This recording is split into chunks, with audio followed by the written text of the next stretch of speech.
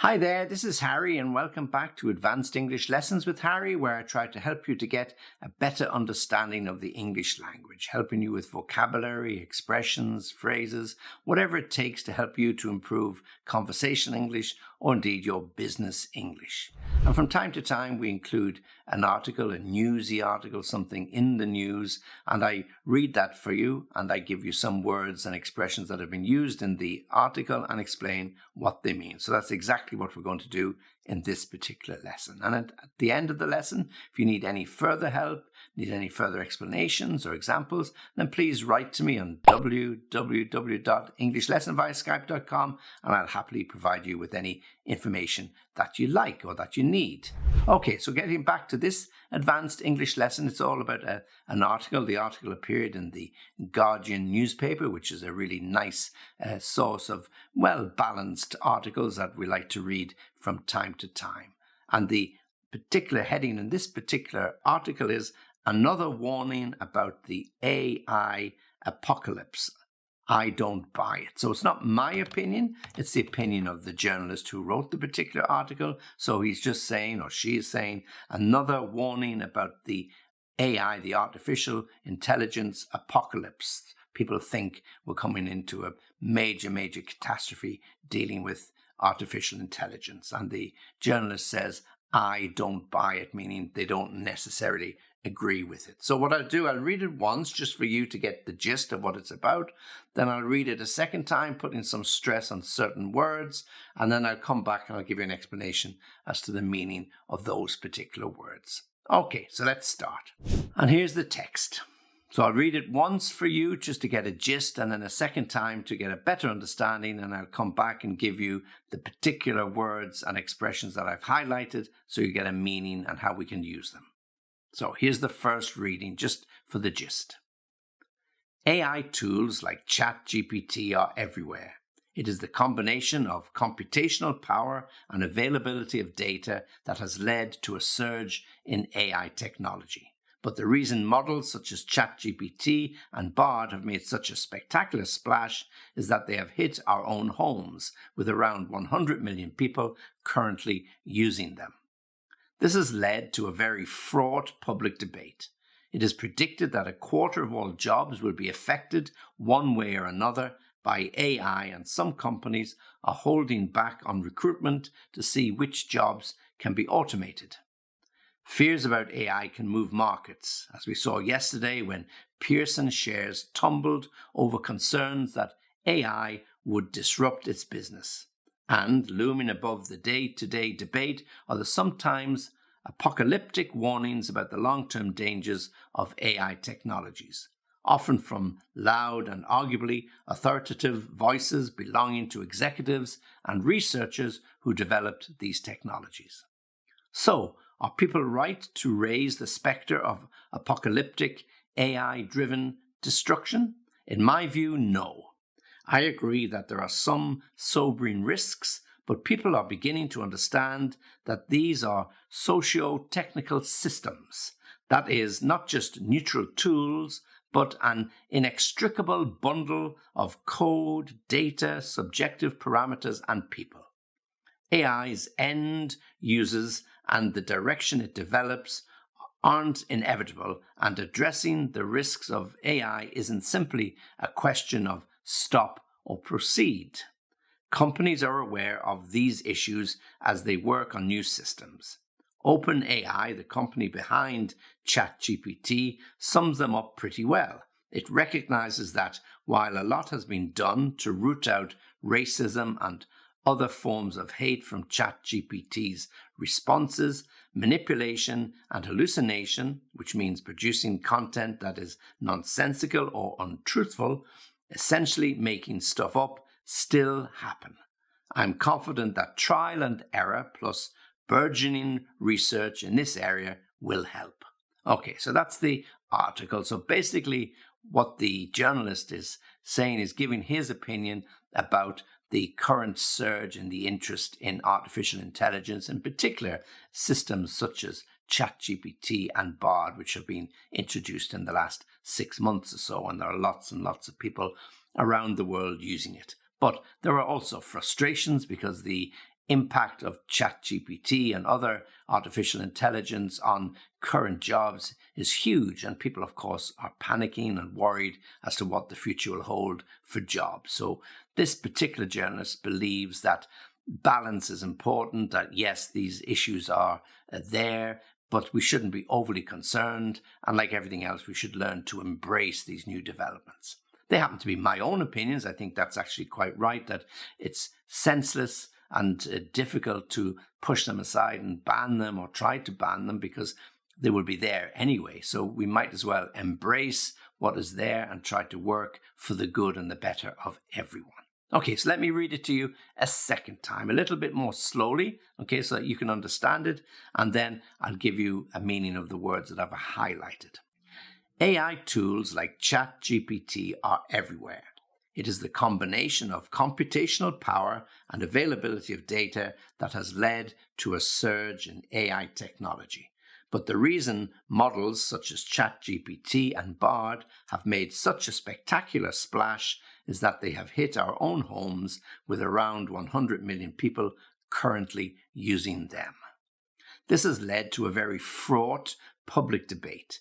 It is predicted that a quarter of all jobs will be affected one way or another by AI, and some companies are holding back on recruitment to see which jobs can be automated.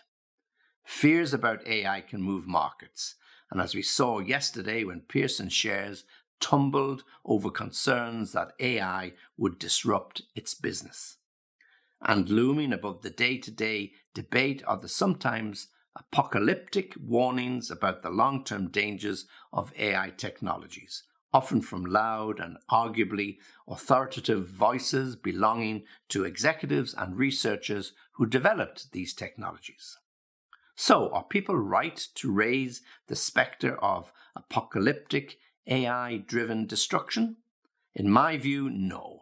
I agree that there are some sobering risks, but people are beginning to understand that these are socio-technical systems. That is, not just neutral tools, but an inextricable bundle of code, data, subjective parameters, and people. AI's end users and the direction it develops aren't inevitable, and addressing the risks of AI isn't simply a question of stop or proceed. Companies are aware of these issues as they work on new systems.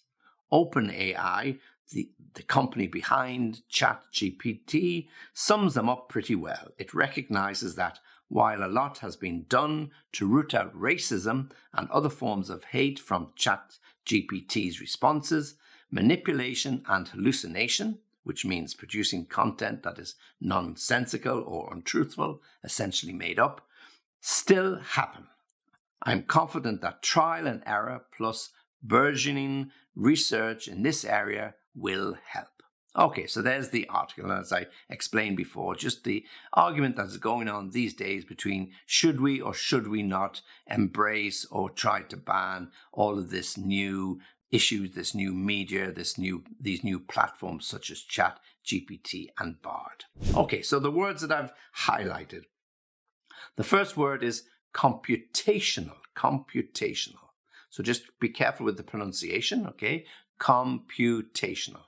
And computational means about calculating something, okay? So when you calculate how much you need, it's a computation. You carry out a computation. And of course, all the algorithms that we use are computational power to identify how to use these particular artificial intelligence platforms. Computational. Second word, surge. And we have it here, led to a surge in AI technology. A surge means a sudden increase. So if there's a power blackout in certain countries, it's often because there has been a surge in demand. So in particularly cold winters, people switch on their heating, and as a result, there's a surge in demand for electricity, and that might result in a blackout. So surge is a sudden increase. Or if there's heavy rains and floods in a river, there may be a surge of water, a sudden increase in the flow of the water that causes flooding. Surge. So it's a noun, okay? And for pronunciation, Take the word urge and just put the S on the front of it. Surge. A surge in demand. Okay, third word, fraught. Fraught. Now think of the word taught, teach, taught, and now fraught, forget your pronunciation. In the article we have, this has led to a very fraught public debate. Fraught means very difficult, very niggly, very argumentative. It's not everybody in agreement with each other. People are arguing on one side, other people are arguing on the other side. So it is fraught. It means it is difficult. And we have this expression in English, fraught with difficulties. There are problems. So it's not an easy passage. It's not going to be smooth. It's fraught public debate or fraught public opinion. Number 4, to hold back on. In the article, we said companies are holding back on recruitment. So to hold back on something is to delay. Okay, so companies are holding back on recruitment because they want to see, can they get away without recruiting people and just use artificial intelligence? Of course, it will go straight to the bottom line. So to hold back on something means to prevent it from being issued. So perhaps there's an article and the publisher said, no, let's hold back on publishing that article for a few days, meaning let's delay publishing that article for a few days, to hold back on. And of course, if you do like this particular lesson, then please like the video. And if you can, subscribe to the channel because it really, really helps. To tumble over. Okay, now here we're talking about financial aspects. The shares in a leading publishing company called Pearson, the shares tumbled over concerns. So they tumbled mean they fell. So when something tumbles, it falls. So the value of these shares fell over the concerns about artificial intelligence and its impact on the company's business. So this is the reason why the shares fell. They tumbled over concerns that AI would, and here's the next word, disrupt their business. So when something is disrupted, it doesn't stop completely, but it is made more difficult. So business is disrupted. So for example, if there was a train strike or a strike by doctors, then traveling in the trains would be difficult because it would be disrupted. You're not sure whether your train is running or not. Or if you have to have an operation to get your knee replaced or whatever it might be, if there are no doctors, then the operations, the schedule of operations will also be disrupted. Some will happen, some will not. So when we disrupt something, we cause problems, difficulties. It doesn't stop entirely, but it's not easy to get things done. So not easy to travel during a train strike. There will be a lot of disruption. Not easy to have normal everyday operations in a hospital. When there's a doctor's strike, it will cause some disruption. Okay, now the next word we have is looming, okay? So, and looming above the day-to-day debate. So when something looms, it's sort of hanging there, waiting to fall. For example, if you're looking out the window on a cold October, November day, there might often be some fog around. So the fog looms over the streets. It sort of just hangs there and makes it very difficult for you to see through that fog. It looms. Or if something looms, it's just hanging there and you're waiting for something to happen. So if a factory or a business is going to close, or there are concerns or rumors that the company has financial difficulties, then there's looming over the city this uncertainty whether people are going to lose their job. So it looms, something that just hangs there. And in the article we said, and looming above the day-to-day debate. So something was in the air, hanging there over their heads like a big weight waiting to fall. Okay, looms. Number 8, the next word is sobering. In the article we say, I agree that there are some sobering risks. Sober is when you're not affected by alcohol, you are sober, but sobering risks are risks that make you sit up and think. Okay, so in this article, they're talking about the possible apocalyptic destruction that artificial intelligence will cause, and this person writing the article says they don't agree with this, but there are some sobering risks, meaning there are some risks that you really need to think about. You can't just avoid them and put your head in the sand. So sobering risks, risks that are out there, that are real, and you need to think about. The next word, inextricable. Now here I just want to focus on the pronunciation first of all, okay? So inextricable, inextricable, inextricable. Inextricable, inextricable, inextricable, inextricable. Now, what does it mean? Inextricable means something that cannot be separated, okay? In the article, they say that is not just neutral tools, but an inextricable bundle of code, data, subjective parameters, and people, meaning these things cannot be separated. It's all part of the same problem, the problem about artificial intelligence. They're inextricable. All the issues are inextricable. They cannot be separated. Okay? In countries, often we talk about the inextricable link between state and church, where often, what the church does and what the state does are exactly the same. So this inextricable link. Okay, so we have to be really careful about the pronunciation and then also to get the correct meaning. Inextricable.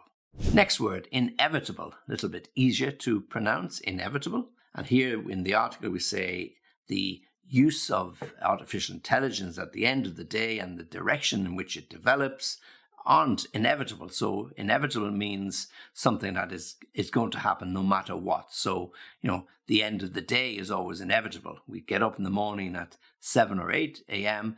The surest thing is that we'll go to bed when it's dark at 10, 11 or 12. So the end of the day is inevitable. You can't stop it happening. In the article, they say this change isn't inevitable, meaning it doesn't have to be something that will happen, but we can make changes. So inevitable is something that is always going to happen, inevitable.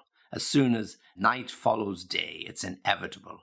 We are born, we live, we die. It's inevitable. Yeah? There are certain things in life that are inevitable. Life, death, and taxes was a famous quotation. So the people are born, people die, and people pay taxes. Inevitable. Okay, and the next expression we have to root out something, okay? And here they say to root out racism. So to root out something means to get rid of it, okay? So if you're digging in the garden and you dig up a big tree, you literally root it out, meaning you dig up all the roots that hold the tree into the ground. Or if you've got a problem in your office or you've got a problem in the school, you try to root out the cause of the problem. If there's somebody who's been disruptive, you might tell them they need to find some other place to work. Or if there's a pupil who's been disruptive, you might send them home from school for a few days or a few weeks, or tell the parents that this child is causing problems and we have to root out bullying or racism within the school.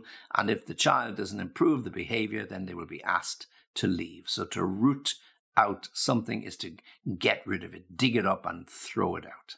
To root out. And then number 12, to make up. In the article it says to make up stuff. We make up stories. Kids make up stories all the time. They make up little friends that don't really exist. They make up stories why they didn't do their homework. They make up stories why they don't want to go to school because they've got a headache or a pain in their tummy. So people are constantly making up stuff, making up stories that are not really true, either to impress somebody or to get something that they want to make up. In our article here, they're talking again about this whole ChatGPT where they try to root out racism, and also this idea where people make up stories that are not really true, but people for some strange reason believe it. Okay, so to root out those people making stuff up or making up stuff. And then finally, we have another word quite difficult on the tongue for pronunciation, burgeoning. Burgeoning. Now make sure you've got the G sound, burgeoning. Yeah, okay. So it's like, again, the word urge, got a J, urge, and then burgeoning. Okay, now burgeoning means growing quickly or developing or expanding. So here they're talking about, I am confident that trial and error plus burgeoning research, lots of increasing or growing research in this area will help. Okay, so we might have a burgeoning economy that started off small, but year by year is getting bigger and bigger and bigger, burgeoning. So let me give you the pronunciation again. Burgeoning, burgeoning, burgeoning, burgeoning. Okay, so a burgeoning economy, burgeoning research. Okay, so they're the words we have, 13 in total. Let me run through them again quickly. Computational, surge, fraught, to hold back on, to tumble over, to disrupt, to loom or looming, sobering, inextricable, inevitable, to root out, to make up stuff, and then finally burgeoning. Okay, so hopefully you've enjoyed that particular article. AI and all this issue about ChatGPT is really top of the agenda these days. Everybody is talking about it.